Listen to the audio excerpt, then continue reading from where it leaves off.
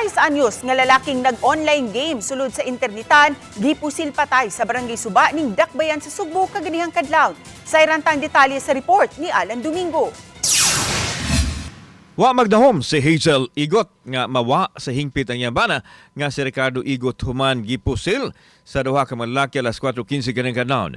Samtang nagduwa ang biktima og online game, kalit lang misod ang masuspek nga nakahod og dayon pusil niini. Misibantang masuspek samtang ang biktima gidala sa malanan napan gideklarar nga dead on arrival. Asa ang yan igo? Sa ulom to kay mo katanaw nga tugot to, kuta sa morgue. Unya, isa nagpusil. Kasi may kabaw. So kabalusad. Samtang gitukan sa asawa nga nabilanggo na kaniadto ang yambana tungod sa illegal nga drugas, dihang nagagawas ni balik na usab sa iyahang naandan nga pagpamarok. Kinang gisubay sa kapulisan nga posibleng motibo sa krimen. Aduna na persons of interest ang Cebu City Police Office sa pagpusil patay sa biktima. Mamarok ka, mamarok. Posible ka itong wa nakarimit. Ha? Posible wa siya karimit. Wala kay. Maya man siya tapos, hindi siya makarimin sakto.